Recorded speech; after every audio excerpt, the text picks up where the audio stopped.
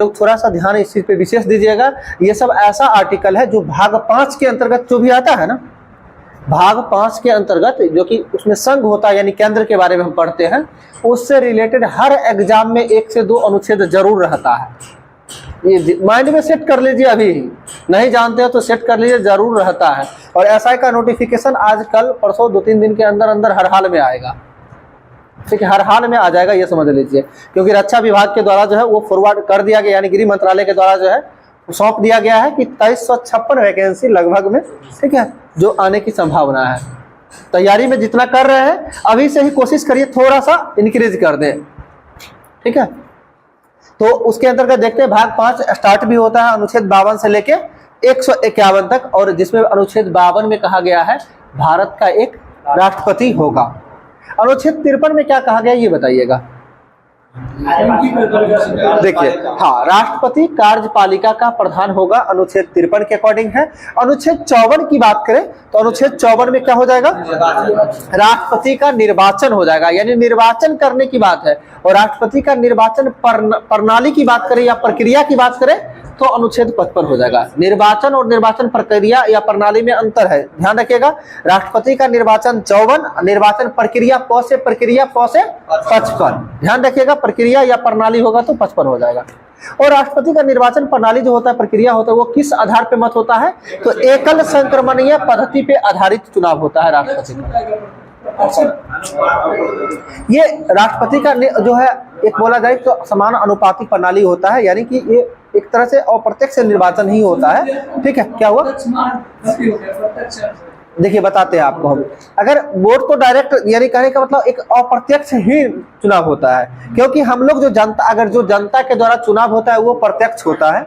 और जनता क्या आप राष्ट्रपति को चुनते हैं?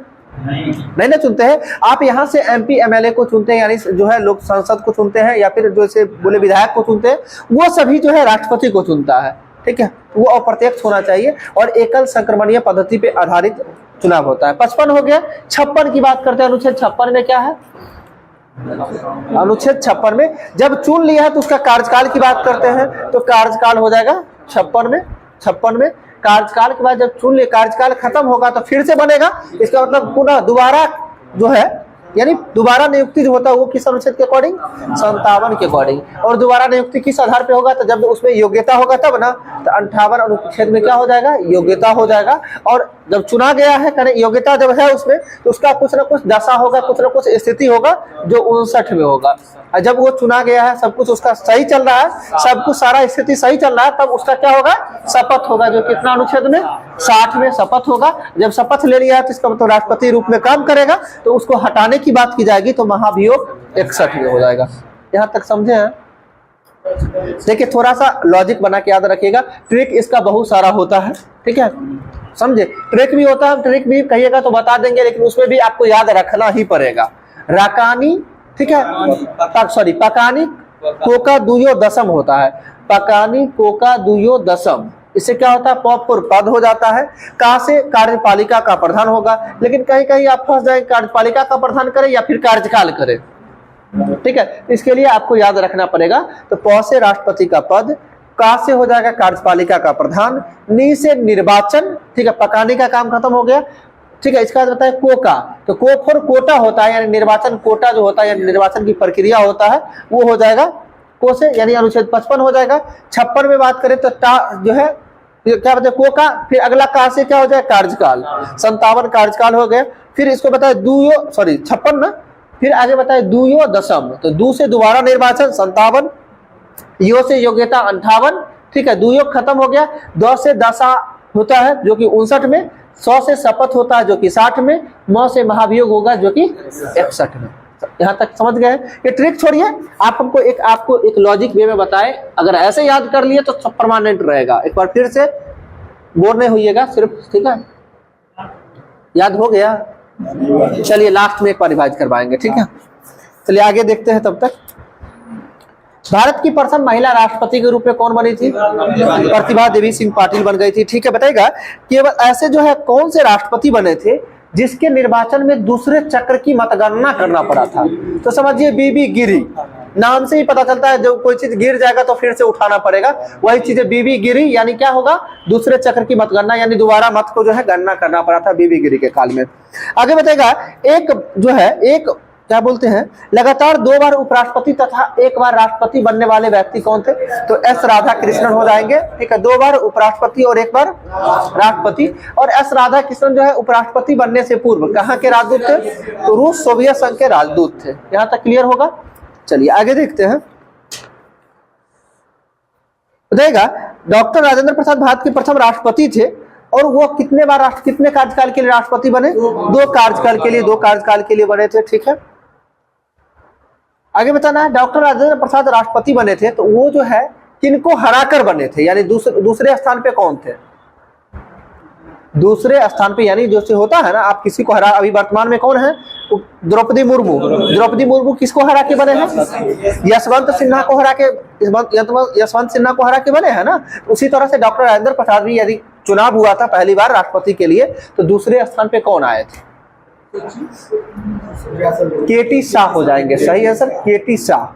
ठीक है, हाँ, केटी शाह का नाम सुने होंगे। ठीक है, हाँ, केटी शाह जो इनके राष्ट्रपति, पहले राष्ट्रपति के विरोधी यानी विपक्षी नेता थे। ठीक है, केटी शाह इसमें नहीं है वैसे, लेकिन बता दिए हैं। हाँ, आगे बताइएगा,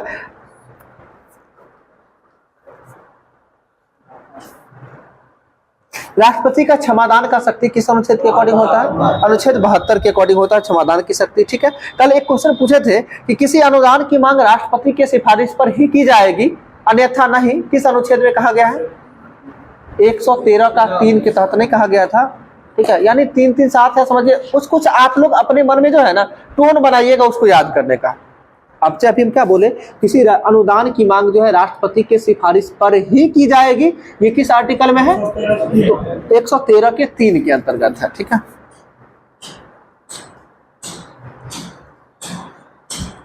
आगे बताइएगा, उपराष्ट्रपति का पद जो है किस अनुच्छेद के अकॉर्डिंग होता है? हाँ, 63 हो जाएगा। उपराष्ट्रपति का पद हो जाएगा 63, यानी राष्ट्रपति का पद कितना है? 52 में 11 जोड़ेंगे तो 63 होता है। यानी राष्ट्रपति से उपराष्ट्रपति पर आएंगे ना, 11 जोड़ के अगर नहीं पता है तो, अगर जैसे राष्ट्रपति वाला याद है तो उपराष्ट्रपति में 11 जोड़िएगा तो आ जाइएगा। ठीक है, जैसे प्रधानमंत्री वाला में जो है उसमें अगर 89 जोड़ते हैं तो प्रधानमंत्री क्या केंद्र सरकार का होता है? राज्य सरकार का प्रधान कौन? मुख्यमंत्री हो जाएगा ना। मुख्यमंत्री यानी राज्य सरकार का कार्यपालिका का प्रधान कौन होता है? मुख्यमंत्री होता है। और राज्य सरकार का कार्यपालिका का वास्तविक प्रधान कौन हो जाएगा? तो राज्यपाल हो जाएगा। ध्यान रखिएगा, राज्य सरकार का वास्तविक कार्यपालिका का प्रधान राज्यपाल, जिस तरह से केंद्र सरकार का वास्तविक प्रधान राष्ट्रपति होता है। सॉरी, उल्टा हो गया। जिस तरह से केंद्र सरकार का जो है वास्तविक प्रधान कौन होता है? प्रधानमंत्री होता है। उसी तरह से यहाँ राज्य में जो है मुख्यमंत्री हो जाएगा। उल्टा हो गया था। उसी तरह से राज्य में जो है वास्तविक प्रधान मुख्यमंत्री हो जाएगा और सीधा अगर बोले कार्यपालिका प्रधान तो राज्यपाल होगा। यानी केंद्र से हमें राज्य में आना है तो सेम चलेगा। जिस तरह से केंद्र का प्रतिनिधि करने के लिए जो होता है राष्ट्रपति होता है क्या सेंट्रल यानी केंद्र लेवल में, और राज्य का जो है भारत सरकार का प्रतिनिधि के रूप में कौन काम करता है? राज्यपाल काम करता है, न कि मुख्यमंत्री। ये ध्यान रखिएगा। हाँ, हम क्या बताए, संवैधानिक कार्य हो या फिर भारत सरकार का यदि कोई व्यक्ति होता है राज्य में तो वो कौन सा होता है? राज्यपाल होता है। मुख्यमंत्री तो विधानसभा का से चुन के आते हैं ना। ठीक है, आगे बताइएगा, राष्ट्रपति, ये उपराष्ट्रपति के लिए जो है उपराष्ट्रपति राज्यसभा का पदेन सभापति होते हैं। किस अनुच्छेद के अकॉर्डिंग? 64 और 89 दोनों देता है। 64 और 89 दोनों के अंतर्गत जो है उस उपराष्ट्रपति राज्यसभा का पदेन सभापति होगा। तो बताइएगा उपराष्ट्रपति का पद यानी वेतन जो है कितना मिलता है? उपराष्ट्रपति का वेतन 4 लाख होता है। लोकसभा अध्यक्ष का बताइएगा, तो लोकसभा अध्यक्ष का भी वेतन 4 लाख होता है। बताइएगा उपराष्ट्रपति को वेतन जो मिलता है किसके लिए मिलता है? उसे राज्यसभा के सभापति के लिए सैलरी मिलती है, न कि उसे उपराष्ट्रपति के पद के लिए मिलता है। यानी उपराष्ट्रपति के पद के लिए उसे कोई पैसा नहीं मिलता। किसके लिए मिलता है? वो उपराष्ट्रपति जो है यानी राज्यसभा के सभापति होते हैं, उसके हक से उन्हें सैलरी मिलती है। चलिए आगे देखते हैं। बताइएगा उपराष्ट्रपति चुने जाने के लिए योग्यता की बात करते हैं तो योग्यता में क्या क्या होता है? तो योग्यता पहला तो होना चाहिए, उसे 35 वर्ष होना चाहिए, भारत का नागरिक होना चाहिए, दिवालिया घोषित नहीं होना चाहिए, पागल या दिवालिया या फिर किसी लाभ के पद पर नहीं होना चाहिए। ये तो हो गया। और इसके साथ साथ एक पूछा जाता है कि उपराष्ट्रपति बनने के लिए कितने प्रस्तावक और कितने अनुमोदक की आवश्यकता होती है। तो उपराष्ट्रपति के लिए 20 प्रस्तावक, 20 अनुमोदक, और राष्ट्रपति के लिए, हाँ हम पूछ रहे थे वही चीज, राष्ट्रपति के लिए कितने प्रस्तावक अनुमोदक, तो 50-50। ध्यान रखिएगा, याद करने के लिए बताते हैं। जिस तरह से आप क्रिकेट में देखते हैं क्या 50-50 होता है ना, 50 ओवर का होता है ना मैच, उसके बाद 50 के बाद एक ही बार कितना होता है, 20-20 होता है। तो ध्यान रखिएगा, राष्ट्रपति के लिए कितना 50-50 और उपराष्ट्रपति के लिए कितना 20-20 यानी 20-20। इससे ध्यान रहेगा, यानी प्रस्तावक अनुमोदक वो जरूरी है, 50 कम से कम प्रस्तावक अनुमोदक होना चाहिए राष्ट्रपति के लिए और उपराष्ट्रपति के लिए 20-20।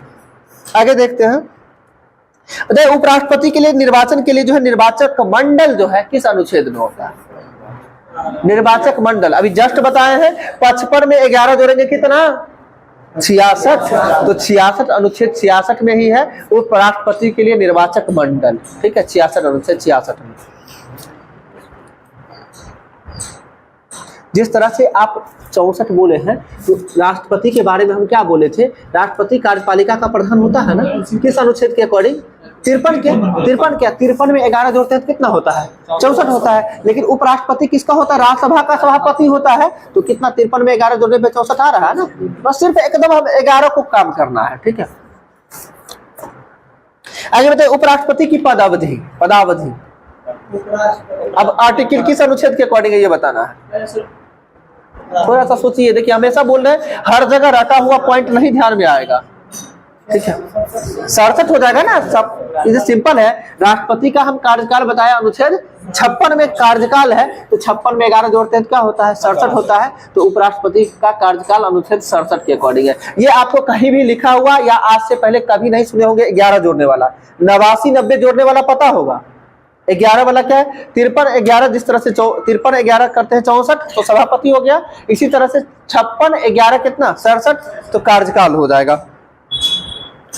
तो देखो उपराष्ट्रपति जो है अपना पद त्याग करता है, यानी किसे त्याग पत्र देगा, वो राष्ट्रपति को त्याग पत्र देगा, ठीक है। किस अनुच्छेद के अकॉर्डिंग, तो 67 के क के अकॉर्डिंग, अनुच्छेद 67 के क के अकॉर्डिंग जो है उपराष्ट्रपति राष्ट्रपति को त्याग पत्र सौंपेगा। एक बहुत इंपॉर्टेंट क्वेश्चन बताइएगा, मुख्यमंत्री का कार्यकाल कितना होता है, कार्यकाल कितने वर्ष का होता है। हम जानते थे, आप उम्मीद भी कर रहे थे, आप सभी यही कहिएगा। ये बताइएगा प्रधानमंत्री का कार्यकाल कितना होता है, 5 वर्ष बोलिएगा। लेकिन जान लीजिए, न ही प्रधानमंत्री का कार्यकाल होता है, न ही मुख्यमंत्री का कार्यकाल होता है, लोकसभा का या फिर विधानसभा का कार्यकाल होता है। प्रधानमंत्री लोकसभा जब तक रहेगा तभी तक प्रधानमंत्री रह सकते हैं, जब लोकसभा विघटित होगा तो इसका मतलब प्रधानमंत्री का पद या फिर मंत्रिमंडल स्वतः समाप्त हो जाएगा। मन में सेट करिएगा, हमेशा दिमाग में ये चीज सेट होगा कि नहीं, प्रधानमंत्री का और सीएम का यानी मुख्यमंत्री का कार्यकाल 5 वर्ष का नहीं होता है, कोई कार्यकाल नहीं होता है, वो लोकसभा पे डिपेंड करता है। नहीं, हाँ अधिकतम होगा। न्यूनतम का सीमा है, न्यूनतम का सीमा है कि लोकसभा के सदस्य बनने के लिए 25 वर्ष होना चाहिए। कार्यकाल का सीमा नहीं है, कार्यकाल का नहीं, प्रधानमंत्री बनने के लिए बात कर रहे हैं, उसके लिए कम से कम उम्र 25 वर्ष होना चाहिए, ठीक है। और अधिकतम न्यूनतम का कोई सीमा नहीं, कम से कम कितने वर्ष के लिए, कितने अधिक के लिए, इसका सीमा नहीं समझे। मुख्यमंत्री विधानसभा से ही चुन के जाते हैं। आप जैसे पढ़े होंगे, या क्वेश्चन बहुत कंफ्यूजन होता होगा कि प्रधानमंत्री का पद, तो यानी प्रधानमंत्री को ऑप्शन देता है, नियुक्ति किया जाता है, निर्वाचन होता है, ठीक है, चुना जाता है, इस तरह से आता है ना। तो प्रधानमंत्री का क्या होता है, चुने जाते हैं, सदन के नेता होता है, नियुक्ति होता है। पीएम को कौन नियुक्त करे, सुनिए, नहीं सही है, नियुक्ति होगा। प्रधानमंत्री का नियुक्ति होता है जो कि राष्ट्रपति के द्वारा किया जाता है, बट वो जो है लोकसभा के बहुमत दल के नेता होते हैं, लोकसभा के बहुमत दल के नेता। ये कंफ्यूजन वाला क्वेश्चन है। तो प्रधानमंत्री का आप जैसे यही बोले चुने गए, थोड़ा सा फंस गए ना। आप सोचते हैं कि प्रधानमंत्री को चुनने का मतलब क्या हुआ कि हम यहाँ से जो है वोट दिए तो यानी हम चुने प्रधानमंत्री को, लेकिन ऐसा नहीं होता है। प्रधानमंत्री को राष्ट्रपति के द्वारा नियुक्त किया जाता है और प्रधानमंत्री वही व्यक्ति बनेगा जो लोकसभा के बहुमत दल के नेता होंगे। ठीक, लोकसभा अध्यक्ष में भी कभी-कभी गलत क्या गलत कर देते हैं? उसमें लोकसभा का निर्वाचित नहीं देखिए, चयनित किया जाता है, बताते हैं वो चुने जाते या फिर चयनित, दोनों एक ही वर्ड होता है। ठीक है, और उसमें क्या होता है कि लोकसभा अध्यक्ष या फिर उपाध्यक्ष, ये सभी जो है जितने भी सदस्य हैं, यानी सभी लोकसभा सदस्यों में से एक को अध्यक्ष और दूसरे को उपाध्यक्ष नियुक्त किया, यानी कि जो है जो चुना जाता है, एक को अध्यक्ष दूसरे को उपाध्यक्ष चुना जाता है उसी सब में से, और उसी में से चुना जाता है। जिस तरह से प्रोटेम स्पीकर के बारे में जानते होंगे, जो 17वीं लोकसभा वर्तमान में चल रही है, 17वीं लोकसभा के जो है प्रोटेम स्पीकर कौन थे? वीरेंद्र कुमार थे। 17वीं लोकसभा के अध्यक्ष प्रोटेम स्पीकर कौन थे? वीरेंद्र कुमार। और इनका कार्यकाल तभी तक रहता है जब तक कि लोकसभा का गठन न हो, यानी अध्यक्ष का नियुक्ति, यानी अध्यक्ष न चुना जाए, तब तक ही रहेंगे। सुन लीजिएगा, तब तक ही रहेंगे। और इनका मुख्य काम क्या होता है? तो जितने भी यानी नवनिर्वाचित जितने भी सदस्य हैं, सभी सदस्यों का शपथ दिलाने, यानी सभी सदस्यों को शपथ दिला देंगे, तभी तक रहेंगे। और हाँ, और नहीं, और सुन लीजिए, और लोकसभा के अध्यक्ष का शपथ होता है? नहीं होता है। लोकसभा के अध्यक्ष एक सदस्य के रूप में ही शपथ लेते हैं, न कि लोकसभा अध्यक्ष के रूप में। बहुत देखिए, ये पॉलिटी है, थोड़ा सा जितना इंटरेस्ट जगाइएगा मन में उतना आसान बन जाएगा। क्या हुआ? लोकपाल का होता है, देखिए 670 होता है। लोकपाल की बात करते हैं, लोकपाल 670 होता है। ठीक है, और प्रथम लोकसभा के अध्यक्ष की प्रथम लोकायुक्त की बात करें तो पीसी घोष हो जाएगा, पिनाकी चंद्र घोष। ठीक है, इनका यही यूनिक है जो 70 वर्ष तक मैक्सिमम रहे। 670 है। ठीक है, चलिए अभी बता रहे थे लोकसभा के अध्यक्ष के बारे में। लोकसभा अध्यक्ष का शपथ नहीं होता है। ठीक है, उसे एक सदस्य के रूप में ही शपथ लेनी पड़ती है, क्योंकि वो अध्यक्ष चुने जाने से पहले वो सदस्य रहते हैं। ठीक है, और वर्तमान में लोकसभा अध्यक्ष कौन है? ओम बिरला। और ओम बिरला का निर्वाचन क्षेत्र कहां से है? कोटा, राजस्थान के कोटा में बूंदी पड़ता है। ठीक है, बूंदी से चुने गए हैं वो। ठीक है, चलिए आगे देखते हैं क्या हुआ। हाँ, लोकसभा का महासचिव जो होता है, यानी जो है वो अध्यक्ष के द्वारा ही चुना जाता है। और जैसे अभी थोड़ा देर पहले जो बोले थे लाभ के पद के बारे में कि उपराष्ट्रपति भी बनेंगे तो उसे कोई लाभ के पद पे नहीं होना चाहिए, तो इस लाभ के पद का निर्धारण कौन करता है? तो लोकसभा के द्वारा ही किया जाता है। ठीक है, लोकसभा अध्यक्ष के द्वारा ही किसी भी व्यक्ति के लाभ का पद पे है या नहीं है, इसका निर्धारण वही करेगा। बताइएगा क्या हुआ? हाँ, उपराष्ट्रपति अनुच्छेद 67 बताए थे, और 67 के क के तहत जो है त्याग पत्र देगा। और किसको त्याग पत्र देगा? उपराष्ट्रपति राष्ट्रपति को देगा, और राष्ट्रपति को यदि त्याग पत्र देना होगा तो उपराष्ट्रपति को देगा। और लोकसभा अध्यक्ष अपना त्याग पत्र किसे देता है? तो उपाध्यक्ष को ही त्याग पत्र देता है। ठीक है, तो प्रधानमंत्री त्याग पत्र, ये राष्ट्रपति को त्याग पत्र देंगे। ठीक है, हाँ, तब लोकसभा को राष्ट्रपति सूचना देगा। ठीक है, क्या प्रधानमंत्री अगर त्याग पत्र देते मंत्रिमंडल भंग होगा ना, मंत्रिमंडल भंग होगा। आप जैसे जानते हैं, बताते हैं, जैसे मंत्रिमंडल का चुनाव होता है ना, तो उसमें क्या होता है, पहले तो राष्ट्रपति जो है प्रधानमंत्री जो बहुमत दल के नेता होते हैं उसे चुन लेते हैं, और उसके बाद प्रधानमंत्री के सिफारिश पर अन्य मंत्रियों का जो है हाँ चयनित जो है राष्ट्रपति के द्वारा ही किया जाता है, लेकिन प्रधानमंत्री सिफारिश करता है। क्योंकि आप जानते हैं ना, कहा नहीं जाता है कि प्रधानमंत्री यानी जैसे लोकसभा के नेता है तो वही चुनेंगे किसको किसको हमको कौन मंत्री देना है, कौन मंत्रालय देना है, तो वो तो वही बताएंगे ना। राष्ट्रपति का सिर्फ और सिर्फ क्या उनके द्वारा किया जाता है, बाकी हाँ हेल्प करने का काम प्रधानमंत्री करते हैं। जैसे त्याग पत्र देता तब तक बनाता जब तक पद पे कोई राष्ट्रपति आना है, तो प्रधानमंत्री का त्याग पत्र देगा तो उससे पहले जब तक त्याग पत्र तो मंत्रिमंडल भंग हो जाएगा 6 महीना के अंदर अंदर, जो फिर से जब तक त्याग पत्र देगा तब तक कोई प्रधानमंत्री बना तो ऐसा थोड़ी ना, ऐसा नहीं होता।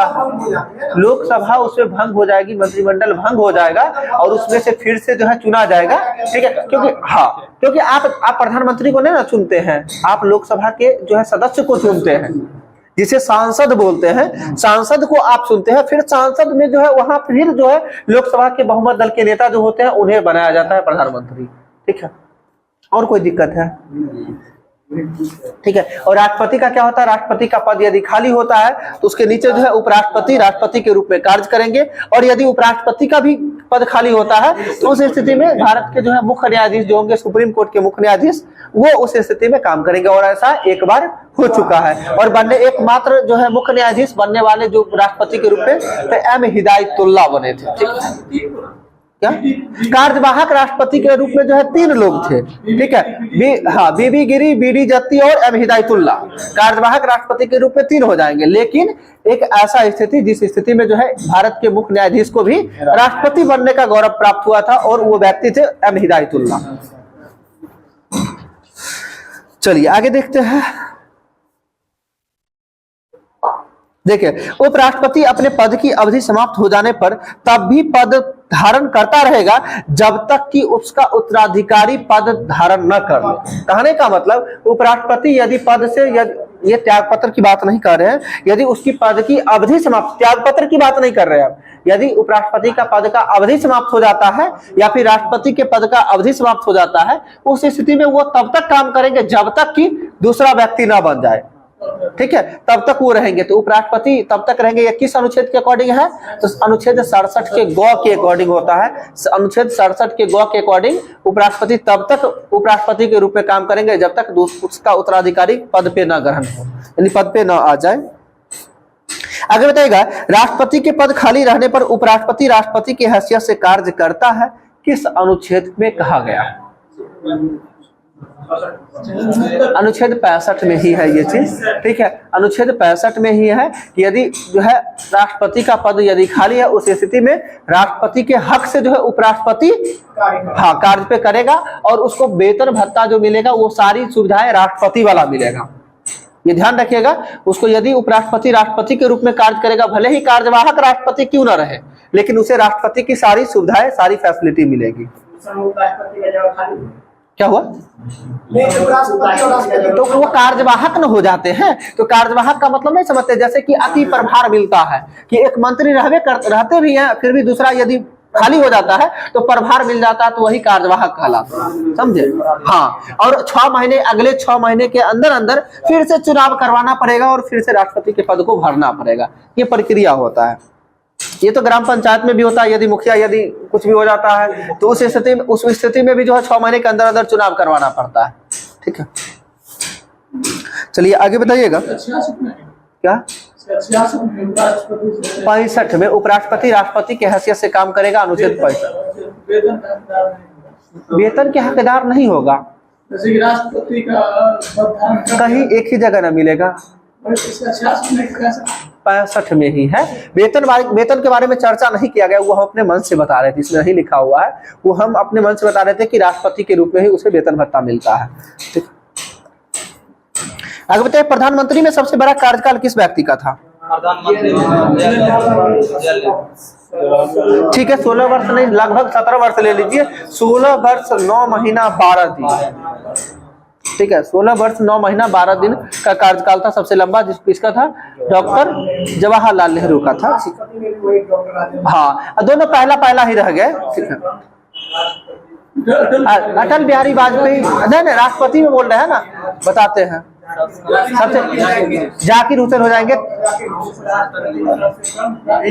उपराष्ट्रपति में सबसे कम दिन बीवी गिरी हो जाएंगे। ठीक है, देखिए आगे बताइएगा, जो है जिस किसी काल अवधि में जो है उपराष्ट्रपति राष्ट्रपति के रूप में कार्य करता है, वह राज्यसभा के सभापति पद के कार्यों को नहीं करेगा। कहने का मतलब वो उपराष्ट्रपति तो रहेंगे लेकिन राज्यसभा के सभापति के रूप में कार्य नहीं करेंगे। ठीक है, ये ध्यान रखिएगा।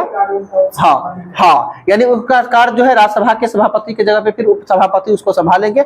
आगे देखते हैं, और जो है नहीं करेंगे। और यह किस अनुच्छेद के अधीन जो है राज्यसभा के सभापति के वेतन या भत्ते के हकदार नहीं होंगे? आपको पहले ही थोड़ा देर पहले ही बताए थे कि उपराष्ट्रपति जो होते हैं किस जो है वो उपराष्ट्रपति के रूप में वेतन भत्ता नहीं लेते, वो राज्यसभा के सभापति के रूप में लेते हैं। और वो सभापति के रूप में भी वेतन भत्ते के हकदार नहीं होंगे जिस स्थिति में वो राष्ट्रपति के रूप में काम करेंगे। और यह किस अनुच्छेद में कहा गया है? तो अनुच्छेद 97 में कहा गया है।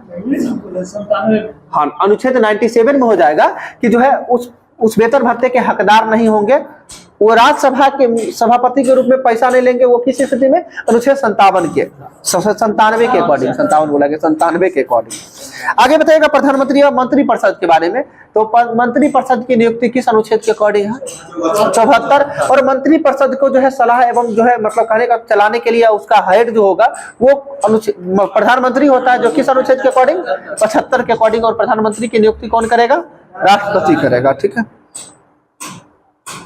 और अन्य मंत्रियों की नियुक्ति प्रधानमंत्री की सलाह पर राष्ट्रपति ही करेगा, ठीक है। इसमें साफ साफ लिखा हुआ है प्रधानमंत्री की नियुक्ति राष्ट्रपति, तो नियुक्ति होगा, नौकरी चुना जाएगा, ठीक है।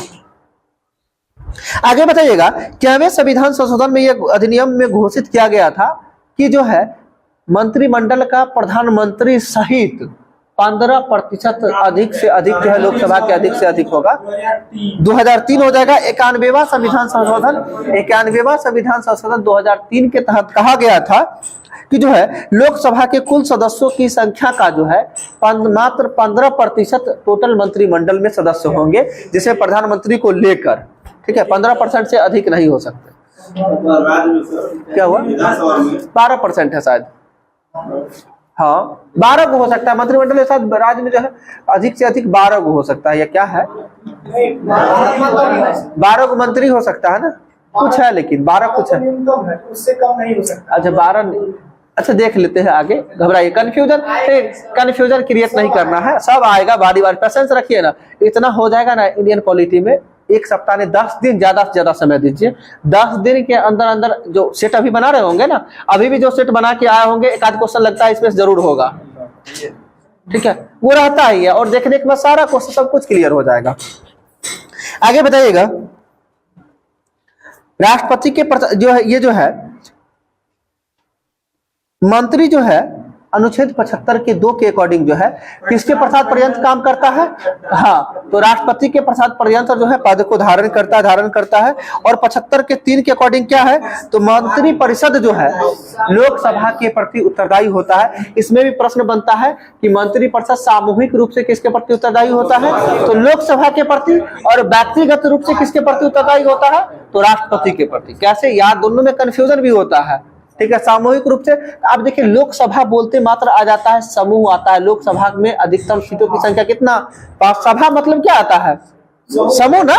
तो जब सामूहिक, समूह मतलब क्या? सामूहिक रूप से जिम्मेवार होंगे तो लोकसभा के प्रति। और व्यक्तिगत, राष्ट्रपति क्या है? व्यक्तिगत है, एक व्यक्ति है। राष्ट्रपति क्या है? एक व्यक्ति होते हैं। तो व्यक्तिगत रूप से किसके प्रति उत्तरदायी होंगे? राष्ट्रपति के प्रति उत्तरदायी होंगे। यहाँ क्लियर हो गया होगा ये बात, ठीक है। और किस अनुच्छेद में कहा गया है? सामूहिक रूप से लोकसभा के प्रति 75 के 3 के तहत, और व्यक्तिगत रूप से राष्ट्रपति के प्रति किस अनुच्छेद के अकॉर्डिंग? 75 के 2 के अकॉर्डिंग होते हैं, ठीक है। अब शपथ की बात करें 75 का 4 में शपथ हो जाता है, ठीक है।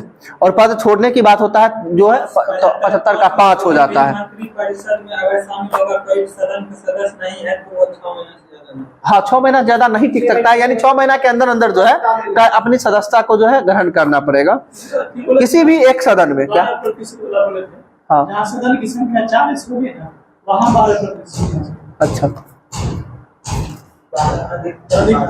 अधिकतम 12 हो सकता है। अच्छा देख लेते हैं उसको। 12 सदस्य होगा, प्रतिशत नहीं होगा। 12 सदस्य, हाँ हाँ, प्रतिशत में नहीं होगा। 40 की सदस्य हो रहा है तो हाँ, उसका 15%, उस 40 का 15% करते हैं, कितना हो जाता है?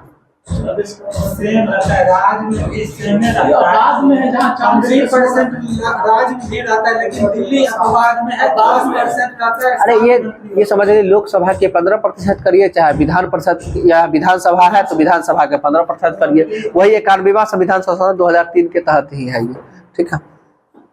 आगे बताइएगा प्रधानमंत्री राष्ट्रपति व मंत्रिपरिषद के बीच एक संवाद का काम करता है, अनुच्छेद 78 के अकॉर्डिंग हो जाएगा, ठीक है।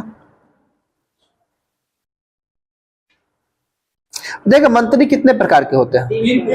3 प्रकार के होते हैं, जिसमें कैबिनेट मंत्री, राज्य मंत्री और उप मंत्री होते हैं। कैबिनेट मंत्री, राज्य मंत्री और उप मंत्री। तो कभी कभी ऑप्शन में देके ये भी पूछ दिया जाता है कि इसमें से जो है कौन मंत्री का प्रकार नहीं, यानी कौन मंत्री नहीं है, ठीक है। उसमें आपको कैबिनेट मंत्री, राज्य मंत्री और उप मंत्री के अलावा कुछ और मंत्री कोई दे दे, ठीक है। क्या हुआ? स्वतंत्र प्रभार उसके अंतर्गत नहीं आता है, राज्य मंत्री के अंतर्गत आता है, ठीक है। किया जाएगा समिति में। अच्छा, नहीं हो सकता है। बहुत कुछ पूछा जाता है, ठीक है। जब तक क्वेश्चन पूरा नहीं आएगा पूछ देता है वाला बहुत कुछ है, ठीक है। इसमें लेकिन जो बनता है ऑप्शन में चौथा ऑप्शन कुछ रहेगा, ये ध्यान रखिएगा। मंत्री 3 प्रकार के होते हैं। कौन कौन मंत्री? कैबिनेट मंत्री, राज्य मंत्री और उप मंत्री, ठीक है। चलिए आगे बताइएगा। राष्ट्रपति जो है संसद का सत्रावसान कर सकता है, यानी लोकसभा का विघटन कर सत्रावसान कर सकता है किस अनुच्छेद के अकॉर्डिंग? 85 ने होगा, अनुच्छेद 85 के अकॉर्डिंग, ठीक है। विघटन लोकसभा का विघटन 85 के, हाँ तो वही ना है सर। और किसके, हाँ, और किसके सलाह पे कर सकता है? तो प्रधानमंत्री के सलाह, प्रधानमंत्री के सलाह पे ही करेगा। आगे बताइएगा। जैसे अभी थोड़ा देर पहले बताया भी थे कि प्रधानमंत्री मंत्रिपरिषद का प्रमुख होता है। अतः जब प्रधानमंत्री त्यागपत्र देता है अथवा उसकी मृत्यु हो जाती है तो अन्य मंत्री कोई भी कार्य नहीं कर सकते हैं, क्योंकि इसे अन्य शब्दों में ये कह सकते हैं कि प्रधानमंत्री मृत्यु अथवा त्यागपत्र से मंत्रिपरिषद स्वयं ही विघटित हो जाती है।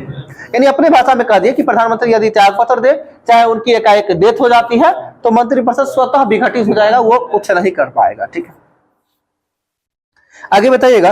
देश की प्रथम महिला प्रधानमंत्री कौन बनी थी? इंदिरा गांधी बनी थी, जो कितने अवधि में काम किए हैं? तो 2 अलग अलग अवधियों में काम किए हैं। हाँ, और पहली बार जो इंदिरा गांधी जो प्रधानमंत्री बनी थी तो किस सदन के सदस्य थी? तो राज्यसभा के सदस्य थी, ठीक है। आगे बताइएगा। एकमात्र प्रधानमंत्री जो कभी संसद में चरण, लोकसभा में चरण नहीं रखे थे, तो चौथे चरण नहीं रखे मतलब क्या हुआ? कहियो नहीं गए, चरण नहीं रखे। चौधरी चरण सिंह नाम ही है, चौधरी चरण सिंह, चरण नहीं रखे, ठीक है। वो अविश्वास प्रताप है, ठीक है। तो एकमात्र प्रधानमंत्री जिसपे अविश्वास प्रस्ताव जो है लाया गया था, तो अविश्वास प्रस्ताव यानी विश्वनाथ प्रताप सिंह, ठीक है। हाँ, जिसपे कोई विश्वास नहीं, यानी क्या हो जाएगा? विश्वनाथ प्रताप सिंह, ठीक है, अविश्वास प्रस्ताव। और एकमात्र लोकसभा अध्यक्ष जिसपे सबसे पहले जीवी मावलंकर पे ही अविश्वास प्रस्ताव लाया गया था। आगे बताइएगा। एक जो है कार्यकाल में सबसे कम समय तक प्रधानमंत्री के पद पर रहने वाले व्यक्ति? ठीक है, अटल बिहारी वाजपेयी, मात्र 13 दिन हो जाएंगे, बिल्कुल सही है। हाँ, वो विपक्ष के द्वारा ही लगा। कुछ भी करिएगा, आपको हम सीधा सीधा कर रहे हैं, कुछ भी कीजिएगा तो आपके जो समर्थक होंगे वो कभी आपके विरोधी नहीं ना बनेंगे। विरोधी तभी बनेंगे जब आपके वो विरोधी बनना चाह रहे हैं, बढ़िया से बन जाएंगे, ठीक है। वही होता है, समर्थक कभी विपक्षी नहीं होगा। अगला बताइएगा। कैबिनेट मंत्रियों में सबसे बड़ा कार्यकाल किसका रहा है? 32 वर्ष का रहा है कार्यकाल, सही है। अगला बताइए। सबसे लंबी अवधि तक एक ही विभाग का कार्यभार संभालने वाली केंद्रीय मंत्री? राजकुमारी अमृता कौर हो जाएंगी, स्वास्थ्य मंत्री थे राजकुमारी अमृता कौर। आगे बताइएगा।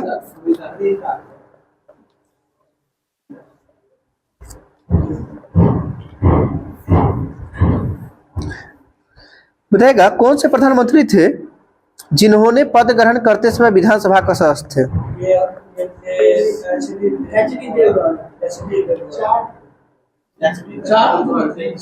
विधानसभा बोल रहे हैं, विधानसभा, राज्यसभा नहीं बोल रहे हैं। राज्यसभा से कई थे, 4 व्यक्ति, उसमें इंदिरा गांधी वगैरह भी आते हैं। विधानसभा से बोल रहे थे।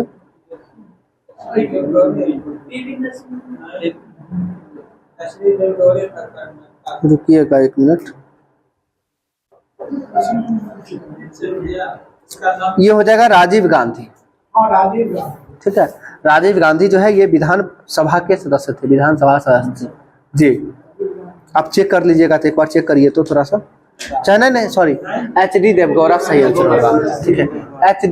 HD देवगौड़ा हो जाएंगे जो विधानसभा के सदस्य थे।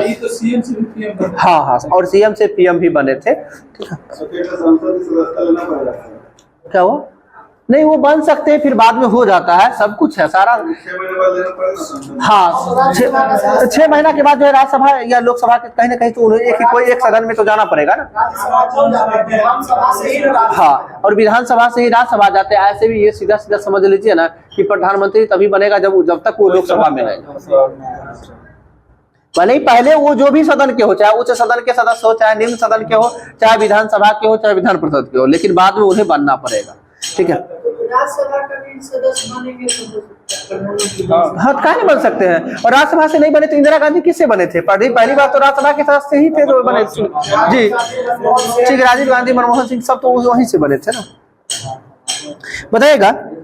और पद ग्रहण नहीं, ऐसा भी हो सकता है किसी भी सदन का सदस्य नहीं रहेगा तो ये प्रधानमंत्री बन सकता है, लेकिन 6 महीने के अंतर्गत जो है होना पड़ेगा। और ऐसे भी व्यक्ति हैं जो व्यक्ति किसी भी सदस्य के सदस्य नहीं थे और प्रधानमंत्री चुने गए थे डायरेक्ट। बताइएगा। बिल्कुल सही, पीवी नरसिम्हा राव। पीवी नरसिम्हा राव। और ये भी तो मनमोहन सिंह। नहीं, ये है मोदी जी तो लोकसभा के सदस्य है वाराणसी से ना। ठीक है, क्या हुआ? मनमोहन सिंह जी नहीं थे, वो राज्यसभा वो राज्यसभा के थे, नहीं थे तो पहले तो वो मंत्री थे। पहले से ही वो वित्त मंत्री। पहले तो 1991 में तो वित्त मंत्री थे ना वो। ठीक है, ये तो अब वित्त मंत्री किसको बनाया जाएगा?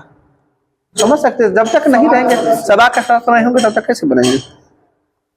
चलिए आगे देखते हैं। लाल बहादुर शास्त्री का जो है पद पर रहते हुए मृत्यु हो गया था, कहाँ में? ताशकंद में, जो कि कब हुआ था? 11 जनवरी 1966 को मृत्यु हुआ था और 10 जनवरी 1966 को ताशकंद समझौता हुआ था। ठीक है। सबसे अधिक उम्र में जो है बनने वाले प्रधानमंत्री बनने वाले व्यक्ति मोरारजी देसाई, और सबसे कम उम्र में ठीक है राजीव गांधी हो जाएंगे, जो सबसे कम उम्र में, सबसे अधिक उम्र में मोरारजी देसाई। नाम बोलने से भी लगता होगा, जैसे राजीव आम बोलचाल की भाषा में नहीं कहते आप सभी के दोस्त होंगे, मतलब क्या यंग होंगे। ठीक है, सीधा सीधी बात है। तो सबसे युवा कौन हो जाएंगे? राजीव गांधी। ठीक है, और मोरारजी देसाई बोलते हैं, मोरारजी देसाई लग रहा है कि ऐसे भी जो है ठीक है जाने की कगार पे है, कहने का मतलब। ठीक है, तो इसलिए उससे पता चल जाएगा सबसे अधिक उम्र जो है मोरारजी देसाई। पहले गैर कांग्रेसी सरकार, हम कल के 1977 में बताए थे, इंदिरा गांधी का सरकार जब गिरा था तब पहली बार बने थे, जो किस पार्टी से बने थे? जनता पार्टी से। ठीक है, जनता पार्टी से। आगे बताइए, भारत के प्रथम उप प्रधानमंत्री कौन बने थे? ठीक है, सरदार वल्लभ भाई पटेल बने थे। ठीक है, आगे बताइएगा। मंत्रिमंडल सचिवालय जो होता है, मंत्रिमंडल सचिवालय भारत सरकार के नियम कितना के अंतर्गत जो है प्रधानमंत्री के अधीन कार्य करता है? 1961 के तहत जो है यानी अधिनियम आया था, मंत्रिमंडल सचिवालय अधिनियम, जिसके तहत जो है मंत्रिमंडल सचिवालय जो है वो प्रधानमंत्री के अधीन कार्य करता है। और जो है मंत्रिमंडल सचिव का जो है प्रशासनिक प्रमुख कौन होता है? तो कैबिनेट सचिव होता है, कैबिनेट सचिव होता है। आगे बताइएगा। भारत की जो है संसद राष्ट्रपति, राज्यसभा तथा लोकसभा से मिलकर बना होता है। इसको दूसरी भाषा में कह सकते हैं संसद के कितने अंग होते हैं? तो संसद के 3 अंग होते हैं। और संसद के कितने सदन होते हैं? तो 2 सदन होते हैं। सदन में कौन कौन? तो लोकसभा और राज्यसभा। लोकसभा को जनता का सदन या फिर प्रत्यक्ष सदन भी कहा जाता है, या फिर निम्न सदन भी कहा जाता है। और राज्यसभा को जो है उच्च सदन, हाँ उच्च सदन कहा जाता है। ठीक है, और लोकप्रिय सदन के रूप में किसे जाना जाता है? तो लोकसभा को ही लोकप्रिय सदन के रूप में जाना जाता है। आगे बताइएगा, राज्यसभा के सदस्यों की अधिक से अधिक संख्या कितना हो सकता है? 250 हो सकता है, 250 अधिकतम हो सकता है। और जी, और लोकसभा का अधिकतम 550 हो सकता है। और वर्तमान में कितना प्रभावी है? 545 प्रभावी है। 43 + 2 अभी समाप्त तो नहीं ना हुआ है, अभी प्रभावी की बात करेंगे। 545 सही है, घट गया है। ठीक है, लेकिन अभी तक जो है हाँ प्रभावी नहीं हुआ है। ये जान लीजिए, दिया हुआ 104वां संविधान संशोधन के तहत जो है उसको हटाने की बात कही गई है, लेकिन प्रभावी कहाँ हुआ है। गूगल पे देता है, वैसे हम देखे हैं गूगल पर भी देता है कि हो गया है। नया बुक है, अच्छा देख लेते हैं। आगे बताइए, राज्यसभा की संरचना जो है किस अनुच्छेद के अकॉर्डिंग होता है? अनुच्छेद 79। हम इसीलिए एक अनुच्छेद को हम गायब करके पूछे थे। ठीक है, राज्यसभा का संरचना अनुच्छेद 80 होगा। एक वर्ड हम जानते थे कि सब लोग याद कर लेते हैं, सरल यानी सिंपल। सरल, स से संसद, र से राज्यसभा, ल से लोकसभा। स से सरल यानी में आता है स से संसद। अनुच्छेद 79, 80, 81। 79 में होगा संसद, जो कि संसद के 3 अंग होंगे, 2 सदन होंगे, जो अनुच्छेद 79 में। और अनुच्छेद 79 में ही कहा गया है संसद जो है राष्ट्रपति, राज्यसभा, लोकसभा से मिलकर बना होगा। और अनुच्छेद 80 में क्या कहा गया, राज्यसभा का संरचना। और अनुच्छेद 81 में क्या कहा गया, अनुच्छेद 81 में हो जाएगा लोकसभा का संरचना। आगे बताइएगा। और जो है राज्यसभा में राष्ट्रपति के द्वारा कितने सदस्य मनोनीत किए जाते हैं, 12 सदस्य मनोनीत किए जाते हैं। ठीक है, क्या हुआ, ठीक है, 80 के 3 के अकॉर्डिंग। आगे बताइएगा। राज्यसभा एक अस्थायी सदन है, यानी राज्यसभा का कभी भंग नहीं किया जा सकता, लेकिन राज्यसभा के सदस्य का कार्यकाल कितने वर्षों का होता है, 6 वर्षों का होता है। अब यहाँ पे उल्टा हो जाता है, जिस तरह बोले कि लोकसभा का कार्यकाल होता है कितना वर्ष का, 5 वर्ष का। लोकसभा का कार्यकाल 5 वर्ष का, लेकिन लोकसभा सदस्य के कार्यकाल तो नहीं है, कहने का मतलब प्रधानमंत्री का कार्यकाल नहीं है। उसी तरह से राष्ट्रपति, ये क्या कहते हैं, सॉरी, राज्यसभा की बात करते हैं तो राज्यसभा का कार्यकाल कितने वर्षों का, राज्यसभा का कार्यकाल नहीं होता। अभी पहले बोल के निकले हैं कि राज्यसभा का कार्यकाल नहीं, राज्यसभा के सदस्यों का कार्यकाल होता है, क्योंकि राज्यसभा को कभी भी घटित नहीं किया जा सकता है। और प्रति 2 वर्ष पे जो है कितना सदस्य हटता है, 1/3 सदस्य जो है हटते रहता है।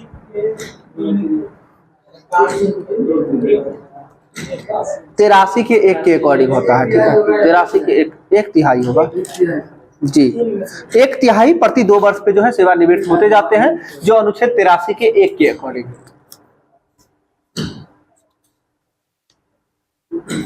आगे बताए राज्यसभा का सभापति और उपसभापति, अनुच्छेद 89 बताए थे, 64 और 89 दोनों। ठीक है, राज्यसभा के प्रथम उपसभापति कौन थे, और देखिए क्वेश्चन बहुत आसान लगा होगा, लेकिन बहुत लोगों को याद नहीं रहता है। ठीक है, श्री SV कृष्णमूर्ति राव हो जाएंगे, यानी कृष्णमूर्ति राव भी याद रखेंगे चलेगा, जो क्या थे, राज्यसभा के प्रथम उपसभापति थे। लेकिन 1 घंटा बीतने वाला है ना, हाँ क्या हुआ, आज कोई बात नहीं चलेगा। ठीक है, लेकिन बहुत क्वेश्चन इसमें डिस्कस होगा, सुनने में आसान लगता है, आसान लगता है, लेकिन देखिए एक चीज है, इंडियन पॉलिटी ऐसा चीज है कि आप कितना पढ़िएगा ना, जान लीजिएगा। हिस्ट्री के लोग कहते हैं कि जो इसमें है याद करना आसान हो जाता है, बाद में आसान हो जाता है, लेकिन पॉलिटी का अनुच्छेद जल्दी नहीं याद होता है। ठीक है, लेकिन समझ के करिएगा ना तो बहुत आसान हो जाएगा। ठीक है, समझ के करिएगा तो बहुत आसान हो जाएगा। मेरा तो अभी प्रैक्टिस छूटा हुआ है, रियली बताते हैं, प्रैक्टिस छूटा हुआ है। यदि एक बार पढ़ लेते या फिर पढ़ के अगर करते ना तो और थोड़ा सा बेहतर होता। अभी सिर्फ हाँ रियली बताते, आप देखते होंगे कि बिना किताब देखे हुए कितना क्वेश्चन बुलाते हैं। ये सभी पिछले बार के SI मेंस का तैयारी किया हुआ ही तैयारी है, पिछले बार के मेंस का तैयारी है, उसके बाद कभी सही ढंग से पढ़ते नहीं है।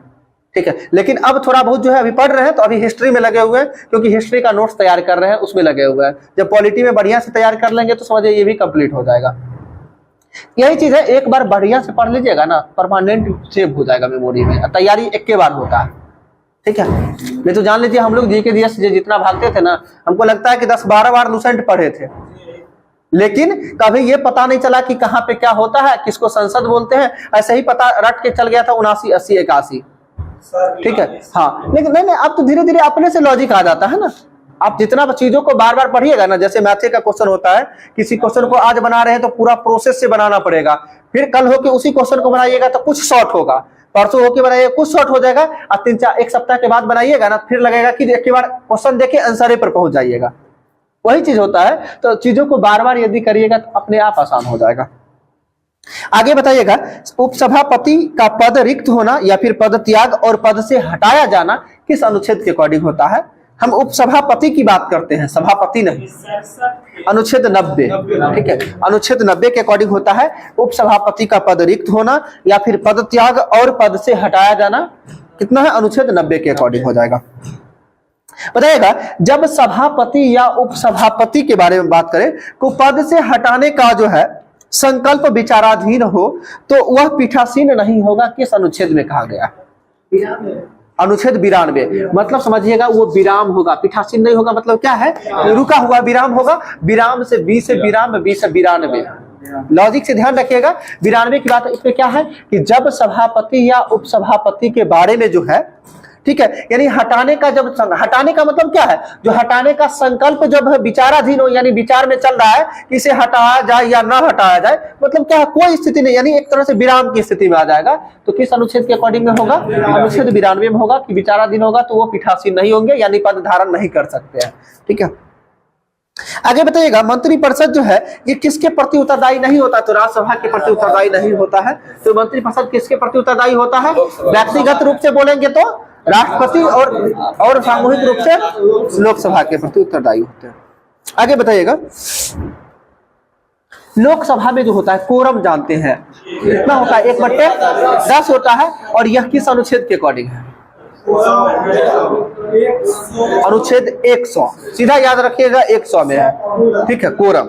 ऐसा मंत्रिमंडल में अगर कोई मंत्री के खिलाफ अविश्वास प्रस्ताव है तो पूरा मंत्रिमंडल नहीं, कोई मंत्री के, अगर देखिए ये चीज है कि अगर कोई मंत्री के प्रति यदि अविश्वास प्रस्ताव आ रहा है तो केवल एक मंत्री जी जाएंगे, पूरा मंत्रिमंडल भंग नहीं होगा। लेकिन हाँ, क्या हुआ, पूरा मंत्रिमंडल एक मंत्री कोई हटेंगे तो सारा हट जाएंगे। जैसे अगर एक मंत्री के खिलाफ अविश्वास प्रस्ताव, हाँ नहीं, अविश्वास प्रस्ताव, अच्छा नहीं, अविश्वास प्रस्ताव अगर लगेगा तब तो भंग होना पड़ेगा।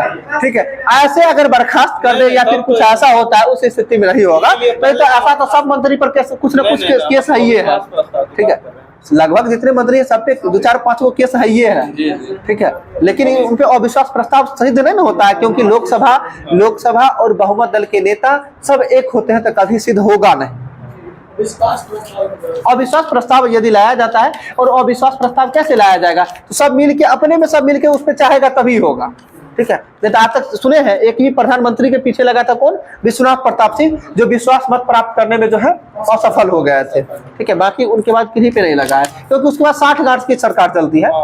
ठीक है, और इसी के तहत एक समिति का भी गठन किया गया था, जिसका नाम बताते हैं, जिसमें कि जो है राजनीतिक और जो कैदी जो है, यानी कहने का मतलब राजनीतिक यानी नेता के साथ साथ जो है जितने भी क्राइमर होते हैं वो सभी का 60 गांठ होता है। अभी भी देख रहे हैं ना, जितने भी पॉलिटिशियन है सभी का कुछ ना कुछ, जितने भी क्राइम करने वाले हैं, मर्डर करने वाले हो, शूटर हो, सभी उनके 60 गांठ में रहते हैं। और इसके लिए एक समिति का गठन किया गया था, वो कौन सा समिति था बताना है। तो समझिएगा, सीधा सीधा समझिएगा। ऐसी स्थिति में क्या होता है, नेताजी बौरा जाते हैं, तो इससे ध्यान रखिएगा बोहरा समिति है। ठीक है, एक लॉजिक मतलब बता रहे हैं, अगर आप किसी जो है वैसे व्यक्ति को यदि आप सपोर्ट करते हैं, समर्थन देते हैं, इसका मतलब बोहराए हुए इंसान है। ठीक है, इसे ध्यान रखिएगा, बोहरा समिति के द्वारा जो है राजनीतिक यानी नेता और जो है क्राइम को दोनों को 60 गांठ के बारे में जो है बताया गया था बोहरा समिति का। क्या हुआ, जुर्म करके जुर्म के साथ ही नहीं बनेगा नहीं, ऐसा नहीं होता है, लेकिन अक्सर हो जाता है, करना पड़ता है, क्योंकि जैसे लोग जैसा स्थिति देखते हैं उस स्थिति में करना पड़ जाता है। ऐसा नहीं कह सकते हैं, सोशल मीडिया पे है अभी। ठीक है, बहुत सारी बात है। चलिए, और होता ही है, देखिए ऐसा कहने की बात नहीं, जो हकीकत सच्चाई है वो सभी को दिख रहा है। भले ही करने के लिए नहीं करते हैं, लेकिन हम जानते हैं इस चीज को 100% वो करते ही हैं। इसका क्राइम रेट ज्यादा, उसका टिकट मिलने की संभावना ठीक है, टिकट हो तो उसी लोग को मिलता है ना। चलिए आगे देखते हैं, बताएगा केवल राज्यसभा को जो है राज्यसभा में उपस्थित मतदान, ठीक है पहले इसको समझिएगा, केवल राज्यसभा को राज्यसभा में उपस्थित मतदान तथा मतदान देने वाले सदस्यों के कम से कम कितने सदस्यों को बहुमत से अखिल भारतीय सेवाओं का सृजन करने का अधिकार प्राप्त होता है, 2/3 होगा। पहले अखिल भारतीय, हम पहले इसके भाषा में नहीं समझिएगा, अखिल भारतीय सेवा समझते हैं, जो अनुच्छेद कितना के तहत है, 312 के अकॉर्डिंग है अखिल भारतीय सेवा। और अखिल भारतीय सेवा के लिए जो है यानी राज्यसभा के सदस्यों के द्वारा जो है, राज्यसभा में उसके कितने सदस्यों के द्वारा अधिकार जो है यदि पारित करना है, उसके लिए तो 2/3 सदस्य जरूरी होता है। ठीक है, हाँ, उपस्थित जितना लोग उपस्थित हुए हैं ना, उसमें उपस्थित सदस्यों का जो है राज्यसभा के 2/3 सदस्य का जो है मतलब बहुमत, हाँ बहुमत होगा, तभी जाके जो है अखिल भारतीय सेवाओं का सृजन किया जाएगा। सृजन तभी किया जाएगा अखिल भारतीय सेवा, हाँ राज्यसभा ही कर सकता है। आगे बताइएगा, धन विधेयक राज्यसभा में पुनः स्थापित नहीं किया जाएगा। ठीक है, यह किस अनुच्छेद के अकॉर्डिंग है? 109 बिल्कुल सही है। धन विधेयक के बारे में ऐसे बोले तो धन विधेयक की परिभाषा किस अनुच्छेद में है? धन विधेयक अनुच्छेद 110 होता है ना, 110। लेकिन धन विधेयक को जो है राज्यसभा में पुनः स्थापित नहीं किया जाएगा, अनुच्छेद 109 में कहा गया है और 109 के 1 के तहत है। और धन विधेयक के संबंध में राज्यसभा को केवल सिफारिश करने का ही अधिकार है। धन विधेयक के मामले में राज्यसभा सिर्फ और सिर्फ सिफारिश ही कर सकते हैं, बाकी कोई अधिकार नहीं है। हाँ, और सारा निर्णय तो लोकसभा अध्यक्ष लेते हैं। 109 सीधा, हाँ सीधा 109 का 1 देता है तो कोई दिक्कत नहीं। हाँ आगे बताइएगा, राज्यसभा के सदस्य जो प्रधानमंत्री बने थे कौन कौन व्यक्ति थे? राजीव गांधी थे, इंदिरा गांधी, मनमोहन सिंह और एक राजीव गांधी तो ये राज्यसभा के सदस्य नहीं थे। राजीव गांधी नहीं थे, इंदिरा गांधी प्रधानमंत्री पद बनने समय राज्यसभा के सदस्य नहीं थे। इंदिरा गांधी तो मनमोहन सिंह। देखिए सुनिएगा, सुन लीजिए, दो व्यक्ति को तो सभी लोग को याद होगा नाम, इंदिरा गांधी और मनमोहन सिंह। ठीक है, इंदिरा गांधी जी और मनमोहन सिंह ये दो व्यक्ति थे जो राज्यसभा के थे। इसके बाद दो व्यक्ति का नाम जो है आराम से याद रखिएगा, पहला HD देवगौड़ा, ठीक है, और दूसरा IK गुजराल। ठीक है, देखिएगा IKHD, ध्यान रखिएगा, सीधा सीधा अंग्रेजी का अल्फाबेटिकल नाम का जा रहा है ना, आई के बाद जो है के, यानी IK जो है गुजराल, हाँ सॉरी IK गुजराल और HD देवगौड़ा, अल्फाबेटिकल लेटर से दो नाम में जो जा रहा है उस नाम को ले लीजिएगा। ठीक है, क्या हुआ? ठीक है, आराम से कर सकते हैं। अरे कुछ नहीं, बार बार क्वेश्चन आएगा, एक आध बार क्वेश्चन आएगा, अपने याद हो जाएगा। ठीक है, आगे बताइएगा, क्या राज्यसभा धन विधेयक को अस्वीकार कर सकती है? नहीं कर सकती है। राज्यसभा धन विधेयक को अस्वीकार नहीं कर सकती है। क्या राज्यसभा धन विधेयक में संशोधन कर सकता है? नहीं कर सकता है, न ही उसे अस्वीकार कर सकता है, न ही संशोधन कर सकता है। ठीक है, हाँ सिफारिश कर सकता है, बस यही है। ये सब भाषा वाला में क्वेश्चन पूछा जाता है, वहां पे दिक्कत होगी। आगे बताइएगा, राष्ट्रपति वर्ष में जो है कम से कम जो है कितने बार राज्यसभा का अधिवेशन को आहूत करेगा? 2 बार करेगा। कम से कम राष्ट्रपति जो है वर्ष में 2 बार राज्यसभा के जो है यानी बैठक को जो बुलाएगा। ठीक है, सही है। और संसद का बैठक जो है वर्ष में कितनी बार मिनिमम? तो वो भी 2 बार है, 6 महीने के अंतराल पे। हाँ, अनुच्छेद 85 के अकॉर्डिंग ही है, तो 6 महीने के अंतर्गत 2 बार होना चाहिए, यानी 6 महीना से अधिक अंतर नहीं होना चाहिए। अगला बताइए, राज्यसभा का पहली बार गठन कब हुआ था? देखिए, पहली बार गठन की बात करें तो 3 अप्रैल 1952 को पहली बार गठन हुआ था। अगर पहला राज्यसभा का कार्यकाल बोला, यानी पहली बैठक कब हुआ था, तो 13 मई 1952। ठीक है, राज्यसभा का गठन की बात करें तो 3 अप्रैल 1952, अब 3 के आगे 1 लगाइएगा, 13, अगला हो जाएगा जो है मई, यानी अप्रैल के बाद मई होता है ना, तो 13 मई 1952 को जो है राज्यसभा का पहला बैठक हुआ था। आगे होते हैं, राज्यसभा में जो है प्रतिनिधित्व नहीं है, तो किस किस क्षेत्र का प्रतिनिधित्व नहीं है? तो वही संशासित प्रदेश में आते हैं, जिसमें हाँ जो अंडमान निकोबार, चंडीगढ़, दादर नगर हवेली, दमन दीप और लक्षद्वीप, ये सभी का जो है राज्यसभा में कोई प्रतिनिधित्व नहीं है। क्या वो तो है, राज्यसभा में तो है, दिल्ली में तो, अच्छा दिल्ली में है, भागी में नहीं है। हाँ ठीक है, दिल्ली में, फिर जम्मू कश्मीर में भी तो है, लद्दाख में तो है, ये है क्या? लद्दाख में नहीं है, सॉरी लद्दाख में नहीं है, लद्दाख में सिर्फ लोकसभा है। हाँ, दिल्ली, पांडिचेरी और जम्मू कश्मीर, ये 3 जगह है, बाकी जगह नहीं होगा। आगे बताइएगा, लोकसभा की संरचना किस अनुच्छेद के अकॉर्डिंग है? अनुच्छेद 81 हो जाएगा, 81 हो जाएगा। ठीक है, बताइएगा, अमेरिकी राष्ट्रपति जो संसद भवन में जो बोले थे वो कितने राष्ट्रपति थे? तो 4 थे।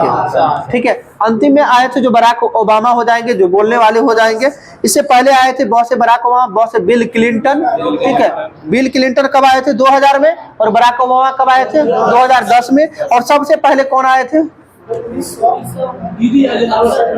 सबसे पहले 1959 में आए थे, और 1959 में आए थे आइजन हावर, यानी आइजन हावर आए थे 1959 में, और 10 साल बाद आए थे 1969 में जो आए थे, वो संसद में बोले नहीं थे लेकिन आए थे, यानी संसद तक नहीं पहुंचे थे, तो वो थे रिचर्ड निक्सन। रिचर्ड निक्सन जो है, रिच मतलब क्या होता है? रिच मतलब नहीं, रिच नहीं बोलते हैं, उसी को पहुंचना नहीं होता है, रिच की बात करते हैं, पहुंचने की बात है। तो भारत तो पहुंचे थे लेकिन संसद में नहीं पहुंच पाए, वो व्यक्ति कौन थे? Richard Nixon. ठीक है, जो कब आए थे? 1969 में। और पहले राष्ट्रपति आइजन हावर आए थे, जो अमेरिका के राष्ट्रपति, जो 1959 में आए थे।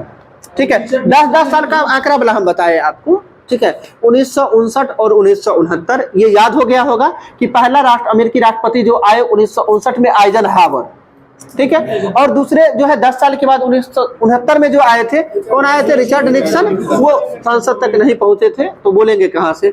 ये हो गया 2। इसके बाद 2000 में आए थे कौन? Bill Clinton. 2000 में बिल क्लिंटन, 2010 में बराक ओबामा। 10 साल के अंतराल में बात करें, टोटल अभी तक 6 गो अमेरिका के राष्ट्रपति अवे किए हैं। हाँ, हम टोटल 6 गो अवे किए हैं, जिसमें हम बता रहे हैं। तो 4 गो तो याद हो गया ना।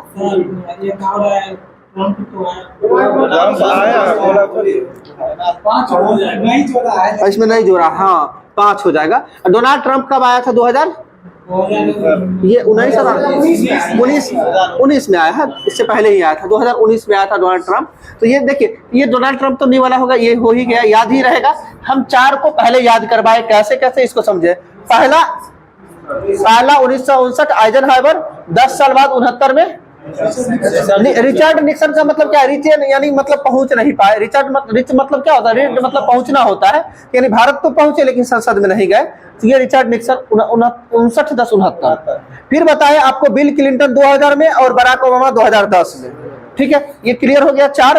5वां जो है बराक, ये क्या नाम है? डोनाल्ड ट्रंप, 5वां, वो भी क्लियर हो गया। 2 व्यक्ति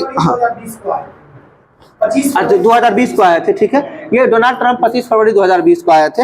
इस बीच में जो है 2 व्यक्ति का नाम छूटा। एक जिमी कार्टर जो 1978 में आए थे। कब आए थे?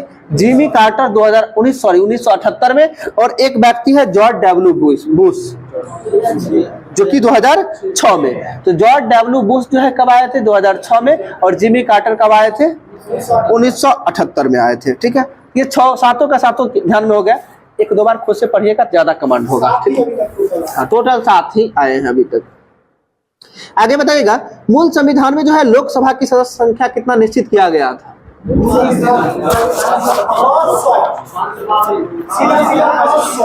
बिल्कुल सही है, सीधा 500। मूल संविधान में जो है, देखिए हम जानते हैं इसलिए कंफ्यूजन होता है ना, क्योंकि हम सब पढ़ क्या रहे हैं। तो 525 से बढ़ाकर 545 क्या संविधान संशोधन में किया गया था? तो 31वां संविधान संशोधन 31वां संविधान संशोधन 1971 होगा, देख लीजिएगा। 1970-71 होगा 31वां संविधान संशोधन। एक बार देख लीजिए ना, आप एक बार देख लीजिए। उसे हम जब तक कंफर्म नहीं रहते, कहीं कहीं थोड़ा डाउट आ जाता है, ठीक है। तो ये सभी को पता है कि 500 से बढ़ाकर 525 कब किया गया, ये नहीं ध्यान में है। और जनरली बुक में लिखा हुआ भी नहीं है, सभी लोग को पता है। 73 है ना, हम बोले थे, थोड़ा डाउट था, हमको लग रहा था कि वही है। 31वां संविधान संशोधन 1973 के तहत जो है 525 से बढ़ाकर 545, ठीक है। लेकिन इससे पहले मूल संविधान में तो 500 ही था, और 500 से बढ़ाकर 525 क्या संविधान संशोधन में किया गया था? तो हम 500 से बढ़ाकर 525 की बात कर रहे हैं, क्योंकि आप तो पढ़ रहे थे 525 से 545 ना। 500 से 525 ना जानते हैं, वो 7वां संविधान संशोधन 1956 के तहत किया गया जी। तो 7वां हम बता रहे हैं ना, 7वां संविधान संशोधन, हाँ 7वां संविधान संशोधन 1956 के तहत जो है लोकसभा की जो है यानी अधिकतम सीटों की संख्या जो है 500 से बढ़ाकर 525 किया गया था। और इसी के साथ साथ जो है एक राज्यपाल जो है 1, 2 या 2 से अधिक राज्यों के जो है मतलब जो है आवंटन, यानी कि जो है हाँ अधिक राज्य को भी देख सकते हैं, वो राज्यपाल देख सकते हैं, वो भी 7वां संविधान संशोधन 1956 के तहत। और राज्यपाल को उस स्थिति में जो वेतन भत्ता जो मिलता है यानी वेतन मिलता है, वो दोनों वो राष्ट्रपति के निर्धारण के आधार पर जो है दोनों राज्य से अनुपात में मिलता है। हो सकता है किसी राज्य से 50% मिले, या फिर किसी से 60-40 मिले, या 40-60 मिले, वो उसको तय कौन करेगा?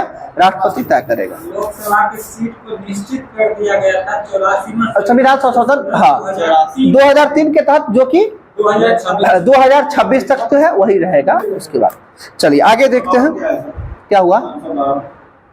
552 की बात करते हैं ना, देखिए 550 + 2 है वो, ठीक है। जो अधिकतम 550 हो सकता है, अधिकतम 550 अब हो सकता है। 543 + 2 जो है अभी है, 543 + 2 अभी है वर्तमान में, और 52 अधिकतम 26 तक हो सकती है।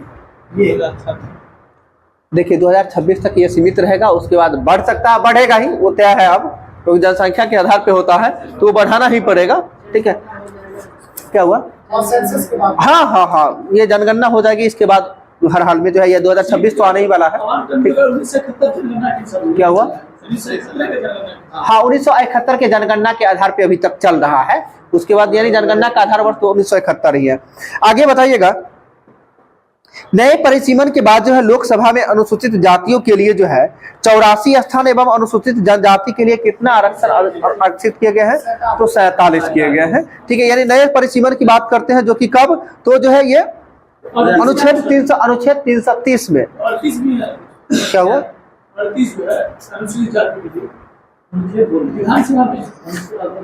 नहीं, हम अपनी दूसरा चीज बोले, सुन लीजिए पहले। नए परिसीमन के बाद जो है अनुसूचित जातियों के लिए 84 स्थान एवं अनुसूचित जनजातियों के लिए जो है 47 स्थान आरक्षित किए गए हैं, जो अनुच्छेद 330 के अकॉर्डिंग है। ठीक है, अनुच्छेद 330 में कुछ और कहा गया जो कल भी बताए थे, क्या है अनुच्छेद 330 में बताइएगा। हाँ, लोकसभा में जो है ना अनुसूचित जाति और जनजाति के बारे में आरक्षण की बात की गई है, तो उसी के तहत उसी को ना हम डिटेल भाषा में बोले हैं अभी, जो कितना आरक्षित किया गया है, तो 84 और 47। एससी के लिए 84, हाँ, एससी के लिए 84 और एसटी के लिए 47 हो जाएगा। पूछ रहे थे कि बिहार अपना राज्य विधानसभा में एसटी के लिए जो है 38 है। बिहार में नहीं कह सकते, नहीं कह सकते हैं कन्फर्म। ठीक है, देखेंगे। आगे बताइएगा, आगे बताइए, लोकसभा के सदस्यों का चुनाव जो है गुप्त मतदान के आधार पर होती है, जो कि वयस्क मताधिकार का जो है उम्र कितना वर्ष होता है? 18 वर्ष होता है, यानी मत देने का अधिकार 18 वर्ष, और मत देने का अधिकार किस अनुच्छेद के अकॉर्डिंग मिलता है? 326 के अकॉर्डिंग मिलता है। ठीक है, आगे बताएगा, क्या संविधान संशोधन के तहत जो है 18 वर्ष की आयु प्राप्त करने वाले व्यक्ति जो है वयस्क माना गया है? 61वां 1989 के तहत, 61वां 1989 के तहत जो है 18 वर्ष से अधिक उम्र के व्यक्ति जो है वयस्क माने जाते हैं। जी, अधिकार कौन सा अधिकार है? क्या हुआ? देखिए,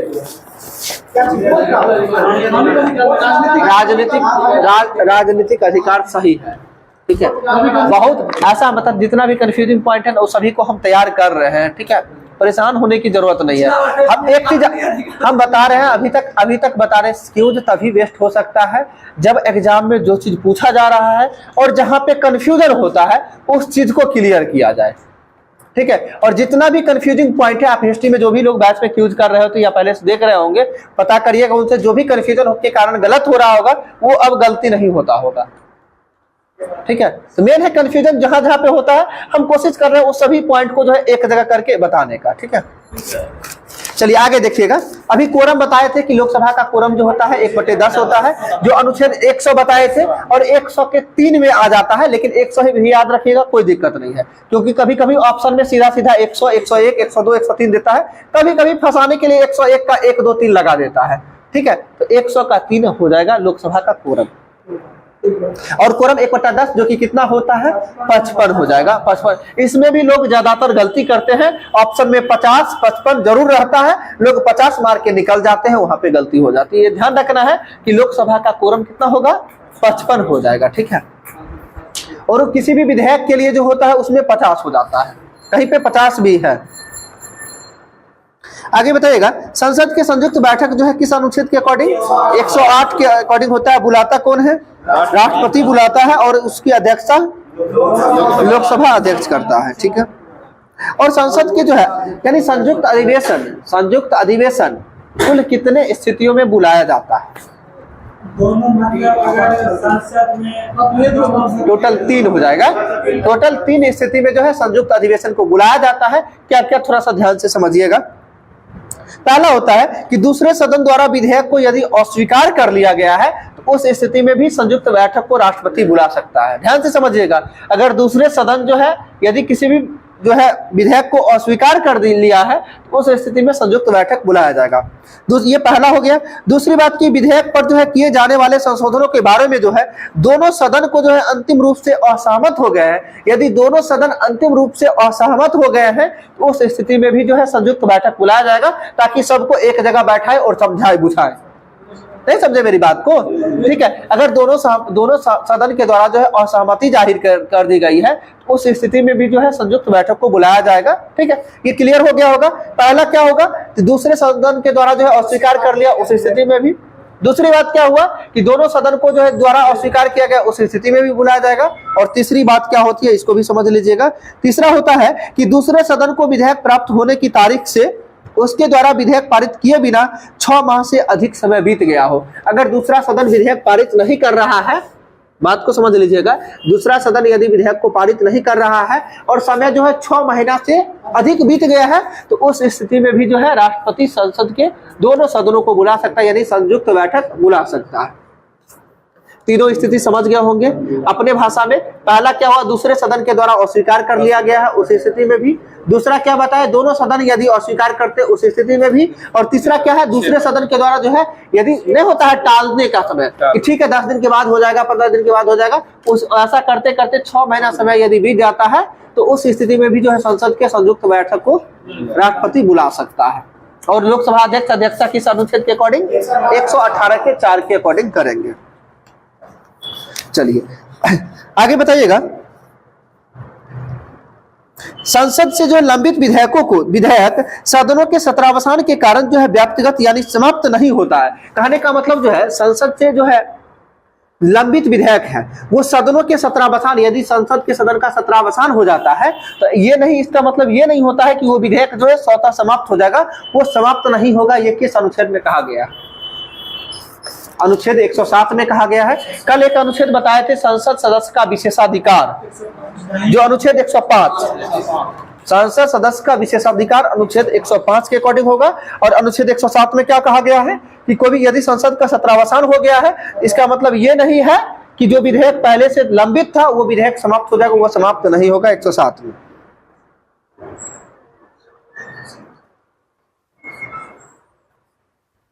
आगे बताइएगा।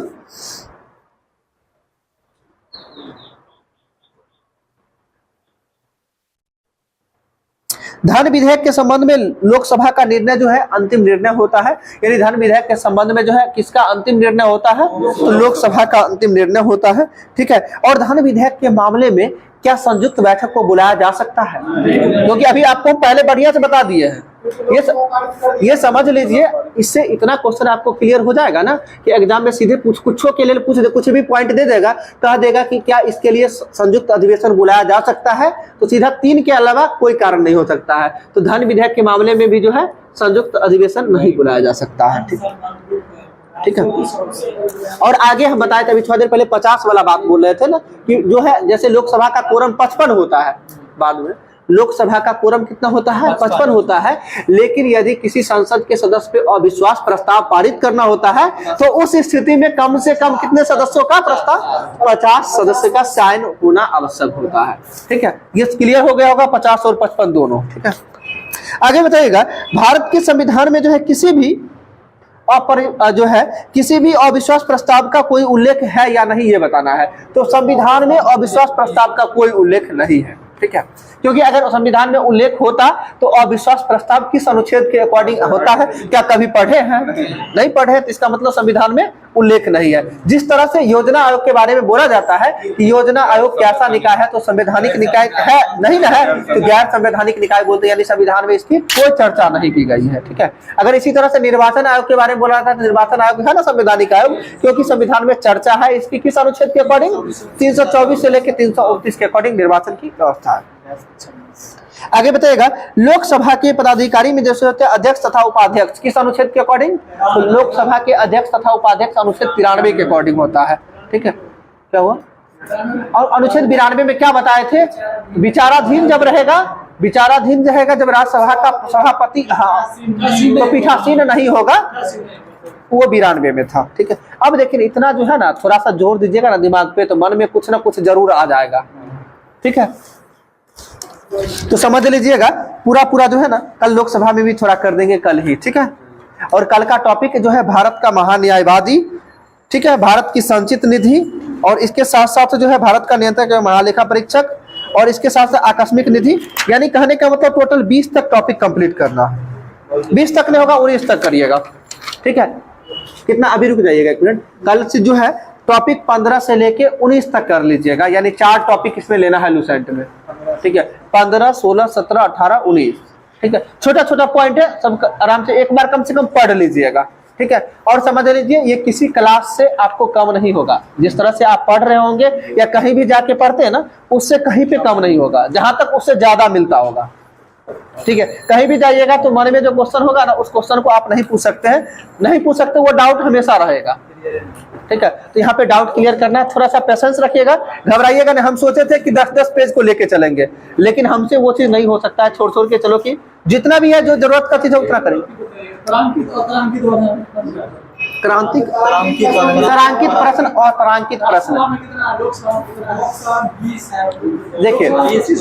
देखिए पहला नंबर इसके लिए तारांकित और तारांकित, इसके लिए एक बार जो है संसद का जब अधिवेशन चलेगा ना, उसमें क्लियर कर लीजिएगा, सब आ जाएगा। उसमें कितना प्रश्न पूछ सकते हैं, उसका समय क्या होता है, प्रश्न काल का, शून्य काल का, सब एक जगह पढ़ लीजिएगा, क्लियर हो जाएगा। उसको ड्रॉप करिए तो